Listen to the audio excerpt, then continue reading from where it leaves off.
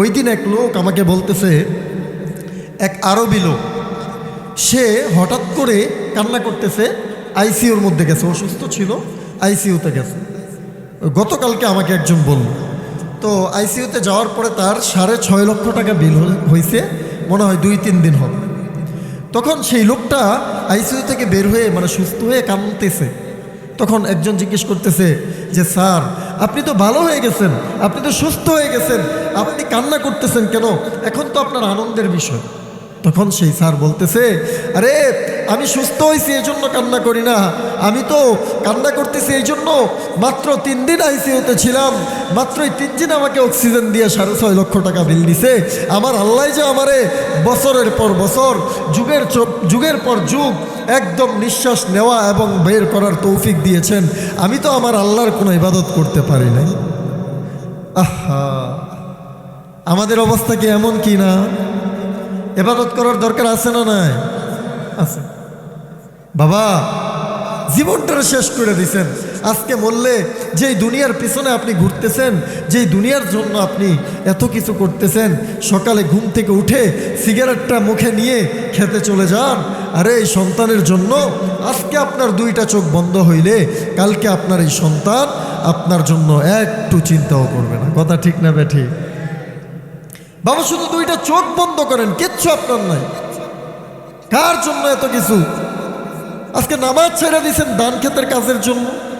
জুমার নামাজে মুসল্লিরা পরে যায়, জিজ্ঞেস করলে বলে, হুজুর ক্ষেতের মুড়িটিতে কাটিয়ে থিয়েছি খেতে, এটি তো আনতে হবে, বৃষ্টি হয় বলে যদি ভিজা যায়। আরে তুই তোর দানের চিন্তা করলি, বৃষ্টি দেওয়ার মালিক আল্লাহ, তুই আল্লাহর গোলামি কর, আল্লাহর কাছে গিয়ে দোয়া কর, দেখবি তুই যে দানের চিন্তা করতেছস এই দান আল্লাহ তোকে অনেক গুণ বাড়ায় দিতে পারে। দিতে পারে কি পারে না? এজন্য গোলামি করবেন কার? আল্লাহর গোলামি করবেন। সাহায্য চাইবেন কার কাছে? মনে করেন খুব মেহনত, খুব চেষ্টা প্রচেষ্টা চালাইলেন দানের জন্য, জমিটা খুব ভালো করে আপনি মারাইছেন, ধান একদম গোছা অনেক মোটা হয়েছে, মোটা হওয়ার পরে ধানও বের হয়েছে, হঠাৎ করে মনে করেন যে একবারে পোকা ধরে সব ধান শেষ। এমন হয় কি হয় না? হয়। তাইলে আপনার এই চেষ্টাগুলো গেল কই? তার মানে বুঝা গেল বাবা যত মেহনত করেন, যত কষ্ট করেন, দান দেওয়ার মালিক কে? এজন্য মেহনত করেন জায়গা মতো, জায়গা মতো মেহনত করেন, খালি গুনাহ কইরেন না, খালি আল্লাহর নাফরমানি কইরেন না, একটু নামাজ পড়েন। সবাই নামাজ পড়বেন তো ইনশাআল্লাহ? সবাই পড়বেন ইনশাআল্লাহ? মাশাআল্লাহ, আল্লাহ সবাইকে তৌফিক দান করেন। তো যেই কথা বলতেছিলাম, গুনাহ আমাদের দ্বারা হয় কি হয় না? গুনাহ হয়, গুনাহ হওয়াটাও স্বাভাবিক, কিন্তু গুনাহ হওয়ার পরে আমরা গুনাহ নিয়ে বসে থাকব, এইটা অস্বাভাবিক, এইটা মুমিনের কাজ হইতে পারে না। আল্লাহর নবী বলেন যে কুল্লু বানি আদম খাত্তাউন, যে কোনো বান্দা আদম সন্তান গুনাহ করবে, কিন্তু তাদের মধ্যে উত্তম হইল যে তওবা করে। এজন্য আমাদের দ্বারা অনেক গুনাহ হয়েছে। আল্লাহ বলেছেন, একটু আগে যে আয়াতটা বলেছি, এটা আমাদের অত্যন্ত আশা নিয়ার আয়াত। আমার মনের দিলের ভিতর অনেক আশা জাগায়, আরে গুনাহ করছি, বুইড়া হয়ে গেছি, কিন্তু এক ওয়াক্ত নামাজও পড়ি নাই। আজকে থেকে হুজুর বলে গেছে যে কোরআনের আয়াতটা, আপনি এইখানে যারা আছেন মুরব্বীরা সবাই বিশেষ করে তারা শোনেন, যে বুড়ো হয়ে গেছেন, একদিনও নামাজ পড়েন নাই, কোনো সমস্যা নাই, আল্লাহর কাছে ক্ষমা চেয়ে আজকে থেকে নামাজ ধরে ফেলবেন। আল্লাহ আমাদের ক্ষমা করবে কি করবে না?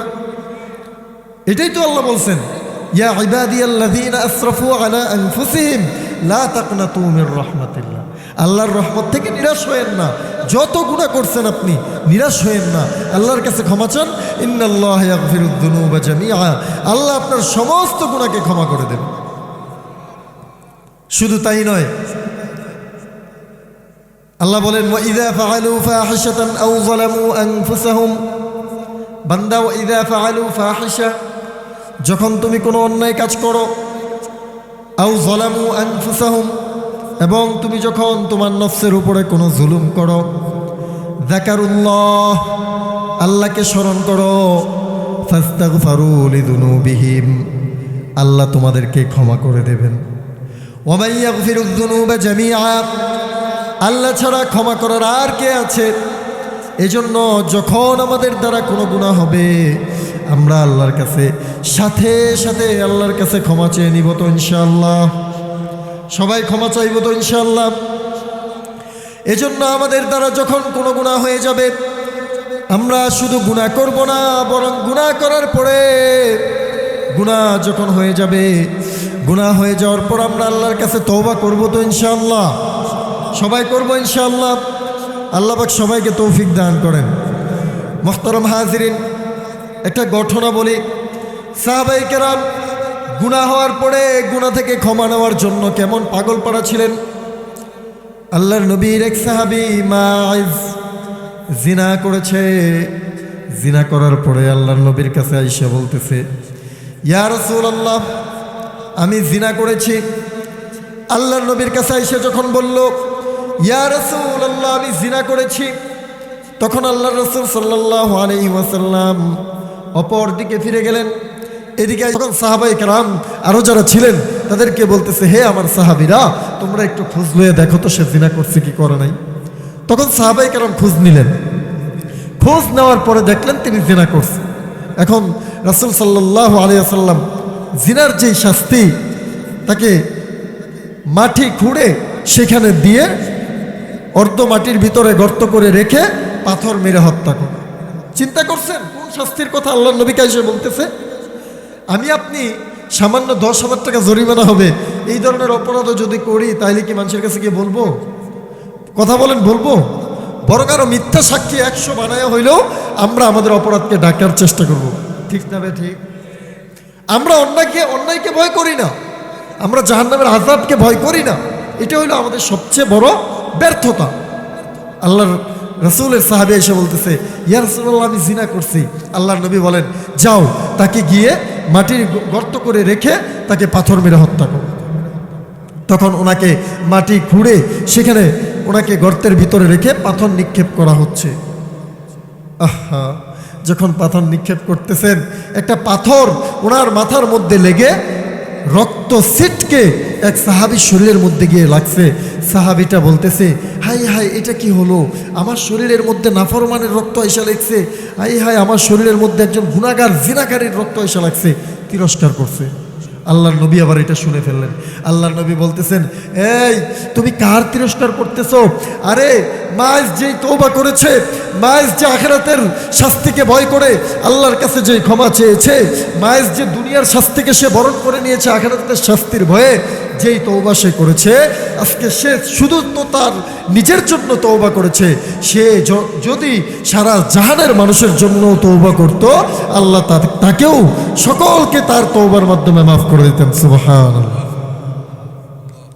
আহা, সাহাবায়ে কেরাম গুনাহ করার পরে গুনার শাস্তি দুনিয়ার মধ্যেই ওনারা চাইছেন যে দুনিয়াতেই আমার সব মাফ, এটাই চাইছেন।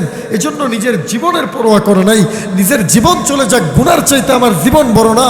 আমি আল্লাহর আখিরাতের মধ্যে কঠিন আযাবের সম্মুখীন হইতে পারবো না। আরে দুনিয়ার সমস্ত শাস্তি যদি একত্রিত করা হয়, জাহান্নামের 1 সেকেন্ড শাস্তির কাছে দুনিয়ার সব শাস্তিও সমান হবে না। কথা ঠিক না বে ঠিক? এই জন্য বাবারা যারা গুনাহ করেন, আমার যুবক ভাইয়েরা যারা গুনাহ করো, তোমরা মনে রাখো, দুনিয়ার মধ্যে যত শান্তি অনুভব করতেছো করো, শয়তানের ধোঁকায় পড়ে যত আরাম আয়েশ, যত খারাপের মধ্যে লিপ্ত হইতেছো হও, মনে রাখো জাহান্নামের 1 সেকেন্ডের আযাবে তোমার দুনিয়ার সমস্ত সুখ শান্তিকে ভুলাইয়া দেবে। এজন্য ভয় করো, ইত্তাকুল্লাহ, ইত্তাকুন নার, আল্লাহকে ভয় করো, জাহান্নামকে ভয় করো, গুনাহ ছাড়ো, আল্লাহর কাছে তওবা করো, আল্লাহর কাছে ক্ষমা চাও। যদি আল্লাহর কাছে ক্ষমা না চেয়ে যাও এই দুনিয়া থেকে, তাহলে মনে রাখো তোমার চাইতে হতভাগা, তোমার চাইতে ব্যর্থ মানুষ এই পৃথিবীর মধ্যে আর একটাও নাই। কথা ঠিক না ঠিক? বাবা, আজকে সফল আপনি জীবন যেটা চাইতেছেন, সফল জীবন আমরা মনে করি। আপনারা বলেন, যদি আপনাদের এলাকায় যার ময়মনসিংহ শহরে 10 তলা একটা বাড়ি আছে, সেই ব্যক্তি সফল না ব্যর্থ? কথা বলে না, সফল না ব্যর্থ? আপনাদের এখানে যদি কারো উত্তরাতে সেক্টরের ভিতরে একটা বাড়ি থাকে, তাহলে সে সফল না ব্যর্থ? কারো একটা সন্তান যদি ময়মনসিংহ বড় যে হাসপাতাল রয়েছে সেই হাসপাতালের ডাক্তার থাকে, সে সফল বাবা না ব্যর্থ বাবা?